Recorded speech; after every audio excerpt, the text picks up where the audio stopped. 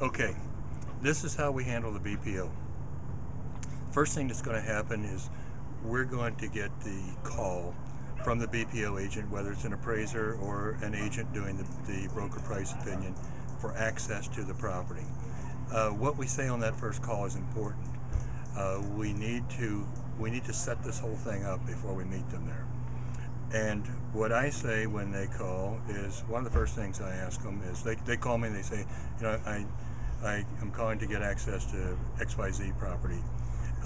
And one of the first things I say to them is did the bank tell you what's going on here?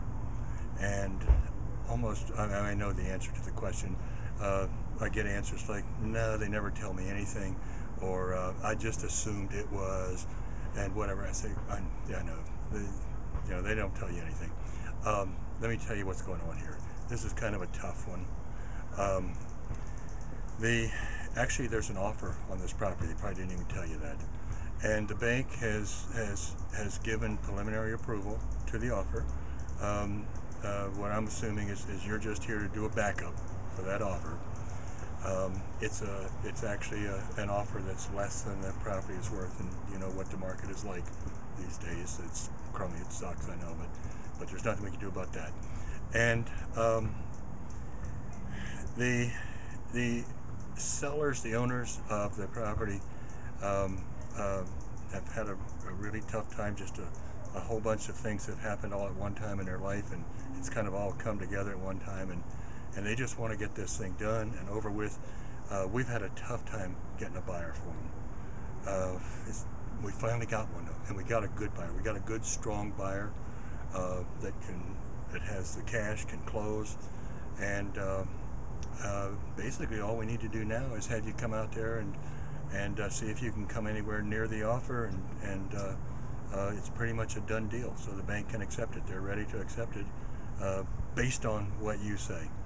So I'll meet you out there. What's going to be a good time for you? And that's pretty much what I tell them on that call. I do sometimes I do tell them, depending on the property.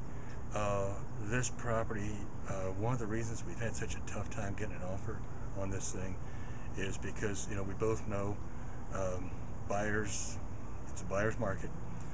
They can be very picky. This property has some problems. Turned up on inspection. I've got repair estimates, and they're not pretty. They're kind of high. That's one of the reasons we've had a tough time getting an offer on this thing. If it's a property that really doesn't have problems, of course, I don't have that to go into on it, and that sets up the meeting on that first call. I tell them, I can't remember what the offer is right now, but I'll bring it with me, and I'll have it. If you need it when I meet you there. If you need the repair estimates, I'll bring it. I don't know if you need that stuff or not, but I'll bring that stuff with me just in case you want it. And then I'll meet you there at whatever time works good for you on it.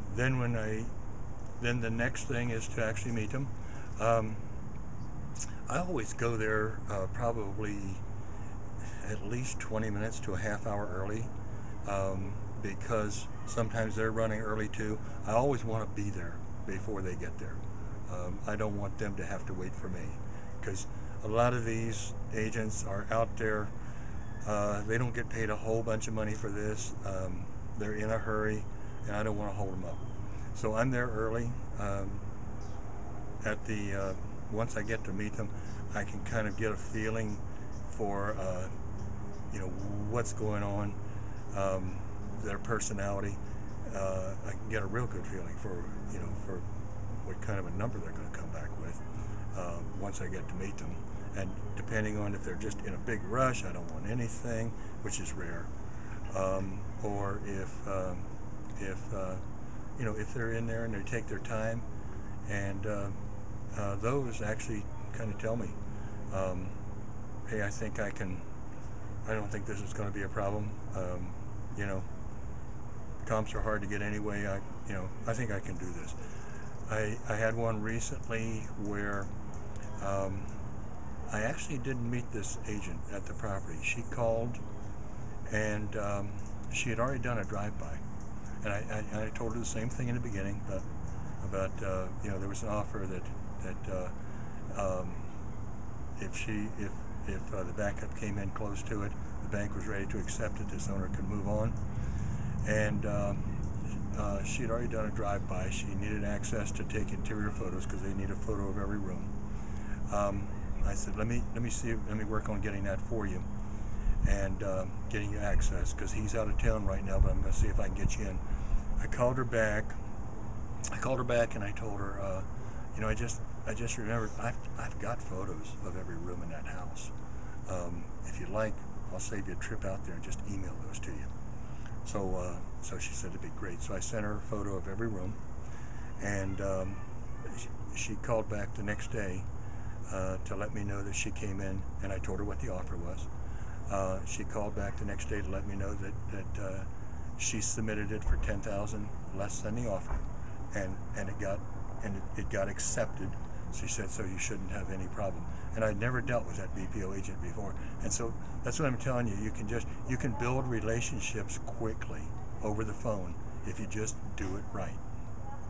Now, Tom, how do you present yourself? Like when they call you in, do they usually ask you who you are, like how do you represent the seller? Sometimes they ask me who I am, but usually no. Usually because I'm the point of contact, they usually assume that I'm either the listing agent or an agent of the listing agent. Which, if they did ask me, I would. If they did ask me, is this your property? As far as being a listing agent, I would say no, it's not my property. But I work for the listing agent. So that's pretty much how I handle that. I'm the listing agent's assistant.